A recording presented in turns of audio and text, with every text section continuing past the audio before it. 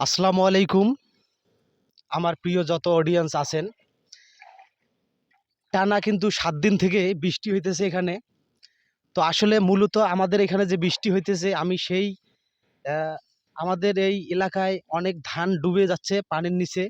তো আমরা দেখতে পাইতেছি যে একটা ভাই কাজ করতেছে। তো আমরা আসেন, ভাই আসসালামু আলাইকুম। ওয়ালাইকুম সালাম ভাই।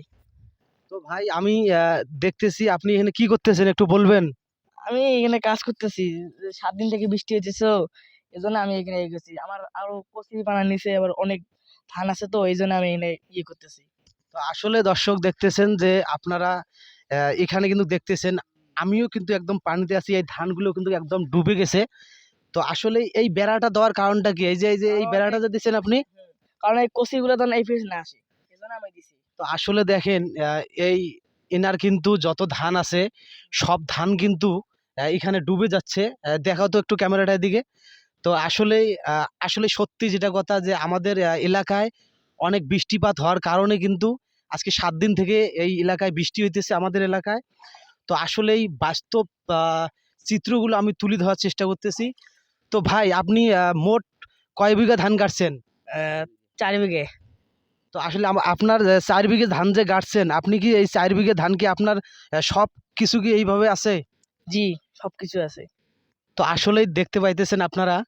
তো একটু যদি আমার দিকে খেয়াল করেন, আমার বাম পাশে যে দেখতেছেন আপনারা, তো এখানে কিন্তু আসলে এই ধানগুলো কিন্তু পানি ছিল না। আর এখন দেখেন আমাদের এখানে কত পানি। আর এই পিছন পাশে কিন্তু একদম ধানগুলো কিন্তু সব ডুবে গেছে। আর ডুবে যাওয়ার কারণে কিন্তু এই ভাইটি একদম অসহায় হয়ে পড়ে আছে। সবাই ভিডিওটা শেয়ার করে দিবেন। আর কোন কোন এলাকায় এইরকম হইতেছে, তো আমরা তাদের পাশে দাঁড়ানোর চেষ্টা করতেছি। আমাদের টিম আছে। তো যাদের বেশি সমস্যা, যাদের বেশি ক্ষতি হয়েছে, তো আমরা আসলে তাদের পাশে আমরা দাঁড়াবো। আপনারা সবাই যদি আমার পাশে থাকেন, ভালোবাসা দেন, তাহলে আমরা এই চিত্রগুলো আপনাদের মাঝে তুলে ধরবো।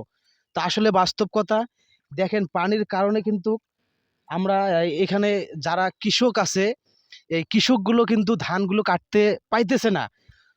তো আসলে এই জায়গায় দেখেন অনেক, মানে বৃষ্টির কারণে কিন্তু ধানগুলো ডুবে যাচ্ছে। তো আমাদের যে টিমটা আছে, সেই টিমটা কিন্তু আমরা যে যে ধানগুলো ডুবে গিয়েছে সেই ধানগুলো কিন্তু আমরা আমার টিম দিয়ে আমরা কেটে সেই কৃষকের বাড়িতে আমরা দিচ্ছি।